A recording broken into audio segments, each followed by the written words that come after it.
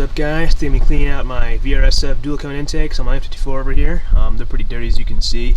I can't remember when I last rehauled them, but I had them for about almost 2 years, I want to say.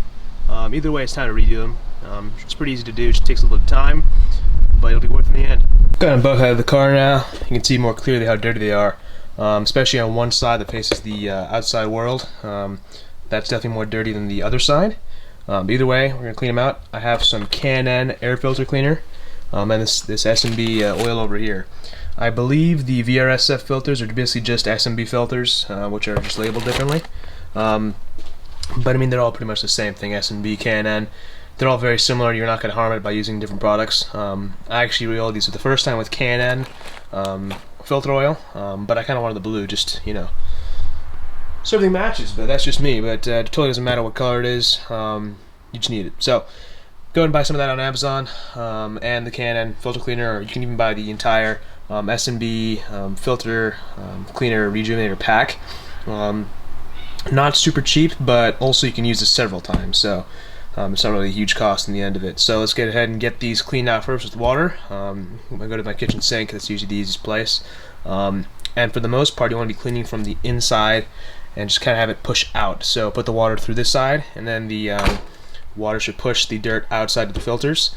I'm going to do that before I even put any filter cleaner on top of it. I'm just going to use that first to get all the initial debris off of that. So let's get started. And here's the power clean stuff I was talking about by K&N. Worked pretty well the first time. You may need to use multiple kind of sprayings on each filter. So I just wanted to show how basically just by putting the power clean on there, by one kind of liberal coat, you can see the dirt's just kind of falling off of the filter itself pretty well. So that's without really doing much either. After about 10 minutes, you can basically just start washing out the filter from the inside out, like I said earlier. A lot of stuff's going to come out. Make sure you're pretty thorough with this. I did it 3 times. This picture basically shows the completely dirty air intake filter on the left and the one that's been cleaned about 3 times on the right side. Alright, so after using that K&N power clean about 3 times on this filter and washing it out, you know, kind of getting most of the oil out of there. It gets pretty much a gray color. It's not going to be white, as it just kind of stained from all the debris that was in there. This is going to be good enough, I think, for us to move on. It's also wet, so it might lighten up as we dry it out. So you can just leave it outside, let it dry out over probably a day or so. And I have other cars I can drive, so I'm not really worried about that if I wanted to do that. But I'm impatient, so got the heat gun over here. We're going to put on a low setting, probably the higher fan, but maybe lowest or second to lowest setting. And just kind of blow it from afar. Should get it dry up in a pretty good amount of time, not too long. I start from the bottom. I start from the top rather, and then go to the bottom. It may take a while. Then I'd probably let it sit for maybe about an hour, and then we can start oiling it at that point. Just use some cautious judgment as you dry this thing out. You don't want to get too close. You don't want to damage the actual filter media. These are pretty old. I may, after maybe another 30,000 miles, I may just decide to get new ones. I think I've had these since around like 75,000, 80,000 miles. I'm at 103 now, and I probably re-oiled them last, I want to say 20,000 miles ago, if that, maybe a little bit less than that. So it's lasted a pretty good amount of time, but it is just worn down a little bit. As you can see, some of the mesh parts are just not quite sticking perfectly to the filter itself, but you know, it is what it is. But for now, it's our project, so we get the heat gun warmed up. Alright, so I've been heating it for quite some time now. It's all pretty warm with the touch still, so I'm thinking it'll, whatever leftover water is in there will just kind of evaporate out, but by no means it's as damp at all. It's pretty dry, I'd say. I'm just gonna let this cool down, let all the remainder water come out, let it sit for a couple hours, maybe one, we'll just see how it is. After this sits for quite a lot of time, we can start oiling it with the new S&B blue oil, and we should be back in business shortly. But in the time being, I'm gonna work on the other filter right now. We'll only be doing one all this time, so have to start cleaning out the second one and get it at the same stage as this one. 2 hours later. Alright, so after letting the filter sit next to a fan for quite a few hours, it's pretty much, well, it's completely dry, I'd say. And to give you kind of a close-up of what it looks like after the oiling, I have the other one right here, which is pretty much done. Just need a few spots to touch up with the filter oil. I'm going to put a little bit more on the top, as it'll kind of make its way down and kind of fill any gaps that are. I've noticed it kind of shows where the red oil didn't actually completely leave. Let me see if I can find a spot that's pretty obvious. Yeah, like right here, for example, you can see there's red oil there. Now, the blue oil doesn't actually stay in the red oil, it just kind of pushes it away. So by putting some blue on top of this, it'll kind of push its way in to the filter, which is not really a big deal, but would probably look better, I think. So I'm going to be doing that on that one. And I need to touch up this kind of top area a little bit more.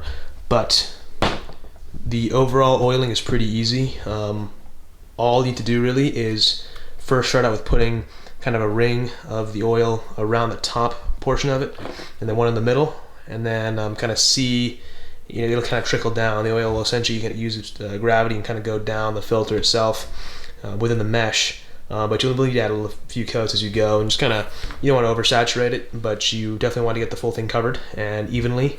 But like I said, not too much. So I've only used, I'd say when I first got this, it was probably about here in level, and I've only gone down to here, and that's more or less done.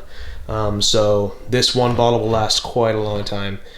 So think about that times 2, so I'll probably be down to like maybe here by the time this one's done, and I'll still have the entire rest of the bottle for future use.